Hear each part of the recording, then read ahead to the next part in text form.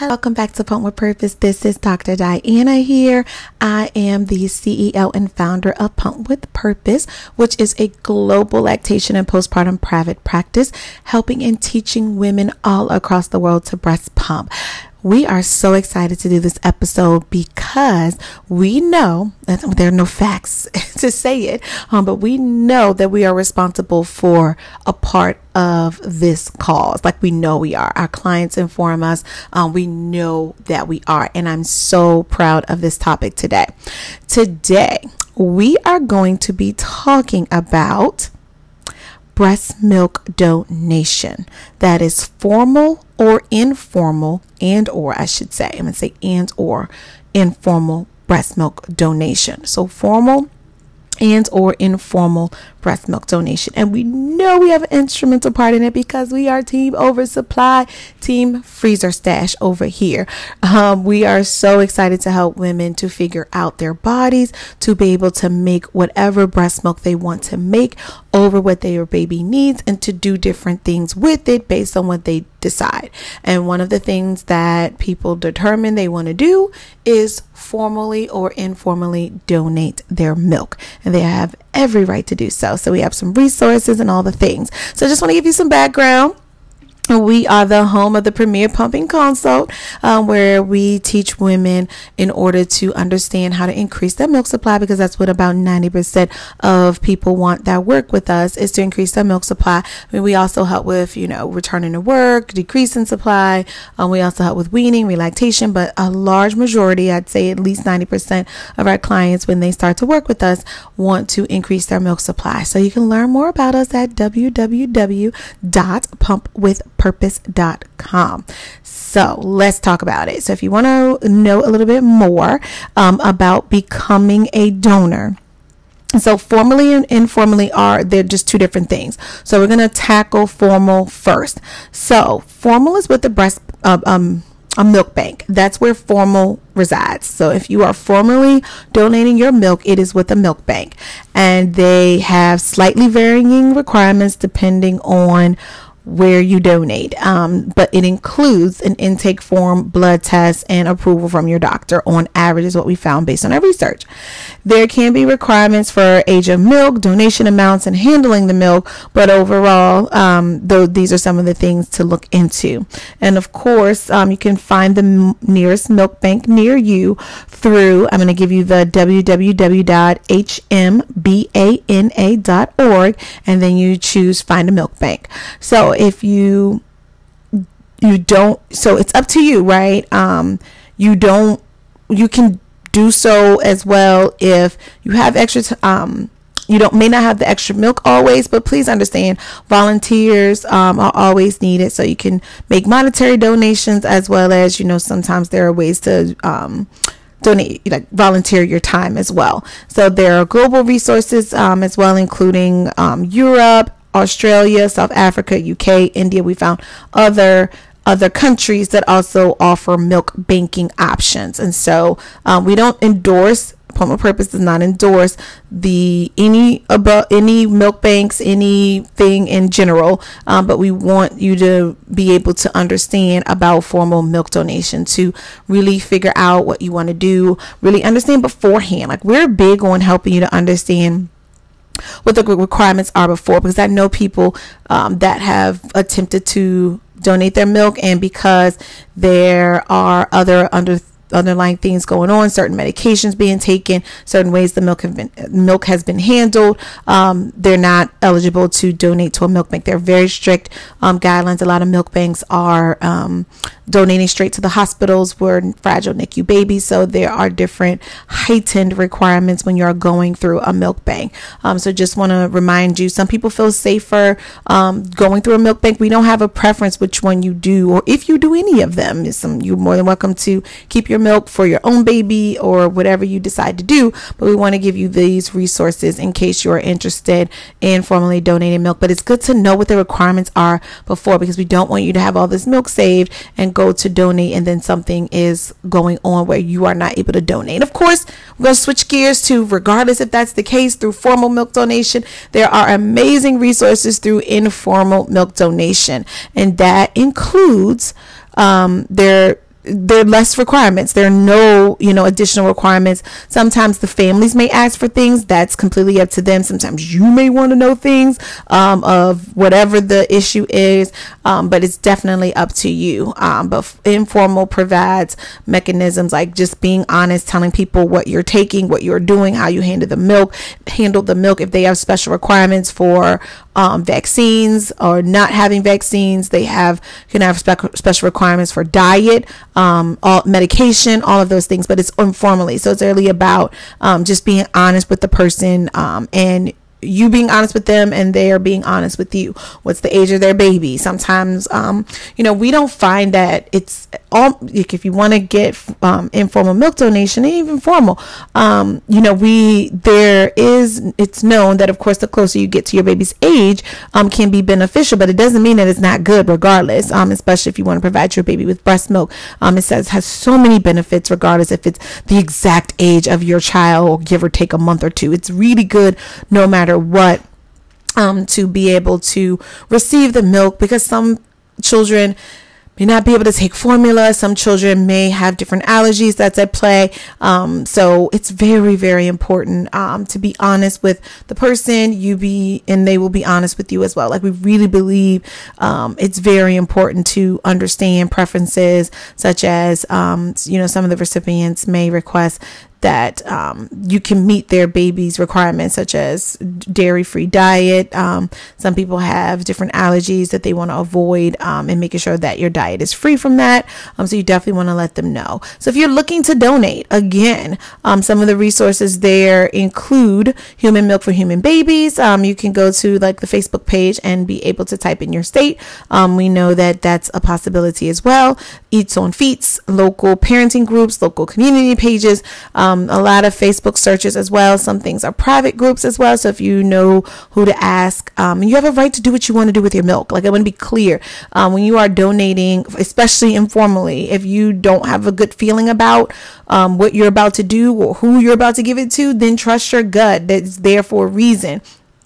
Some people, the groups have been very good if they find out somebody is using the milk for other things, like trying to sell off the milk that they receive for free, or maybe giving it to other people that may not have babies. We've seen all kinds of things in the different groups that we were part of when we were actively in the groups. I'm going to be very honest. I'm going to tell you a little bit about me.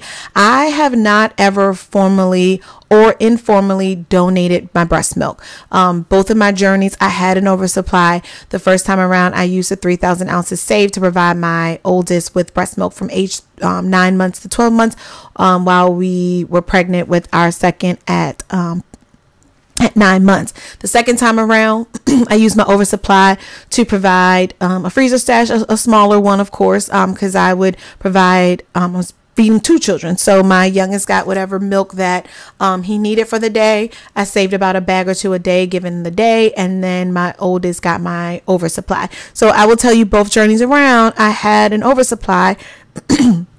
But I just chose different things, and you have a right to do that. So I'm not encouraging one thing or another, or one over the other, or to do it at all. We are just presenting you with the information, where to go for additional resources as well. You can check the show notes. But we are happy to help women to be able to pump and or nurse, as far as adding pumping exclusively, or adding pumping to your nursing and formula or formula feeding journeys. We're happy to be able to assist you in whatever way that works for you, to be able to provide breast milk in whatever way that works for you, on your own terms, in your own way, for as long as you want to do so. We really pride ourselves in being able to help you to create more milk. And what I've been so proud of, I remember, I'm also a postpartum doula, and I went to the hospital to assist one of my clients right after birth. And it was such an amazing thing to walk in, and she was able to get donor milk. at the hospital. She could get it up until she left, and then they let her take home about 12 ounces, up to 12 ounces of milk while she was waiting for milk to completely transition in.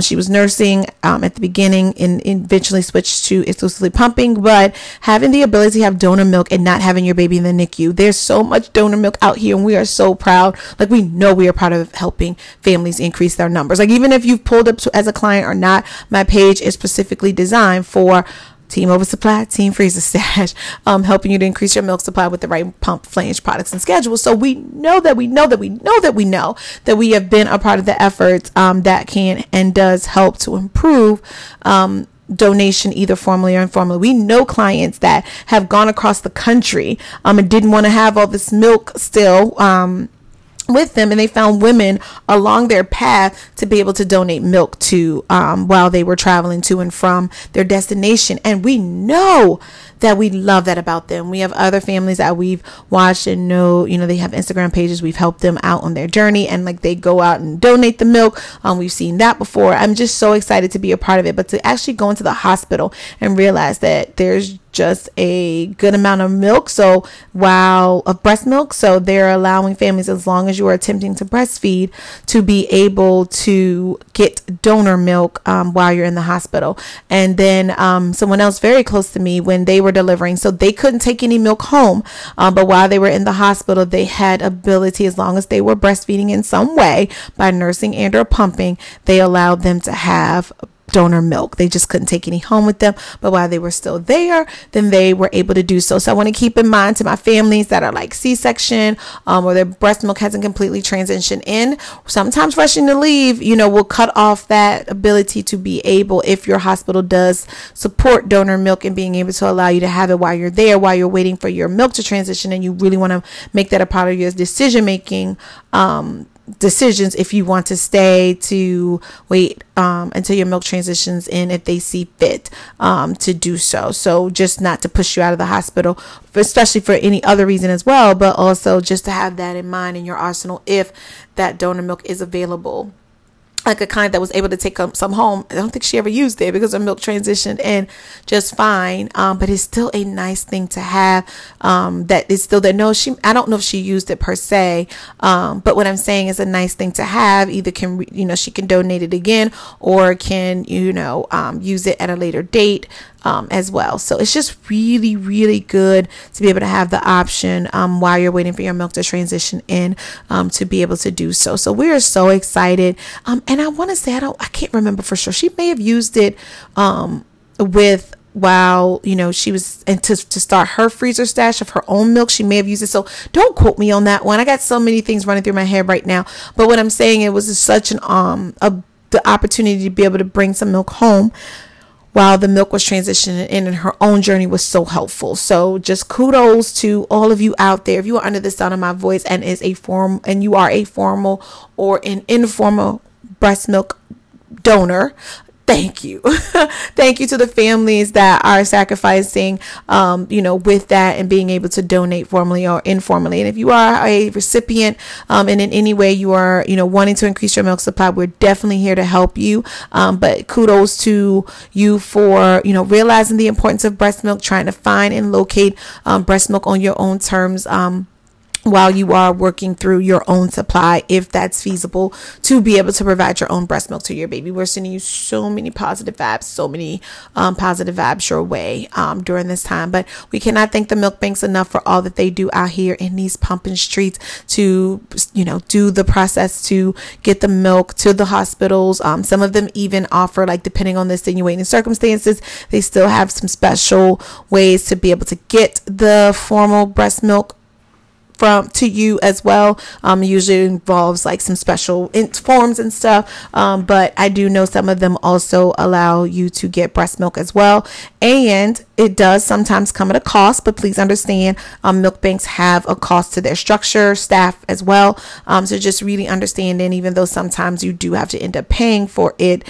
for formal donation, if you decide, outside of the hospital, and there are extra, they're offering that service, that sometimes it it does come at a cost, but they have a cost to keep the milk, maintain the milk, get the milk where it needs to go, all of that stuff, pasteurize it, all the things that they do. So kudos to the milk banks out here. I'm just so excited to be able to be a part of this effort in a different way, and just helping families be able to donate their milk formally or informally based on their decision. So I hope this podcast was helpful. I hope this podcast really helps you to understand the difference between formal, which is through a milk bank, and informal, which is more person to person donation, to learn more about it, ways to learn how to either be a donor or to be a recipient as well. You always can ask your hospital about it. There are options. You can ask first. You don't have to wait for them to tell you, because you just want to know if you're in the hospital, even while you're doing your tours or getting more information about the hospital. What do they allot?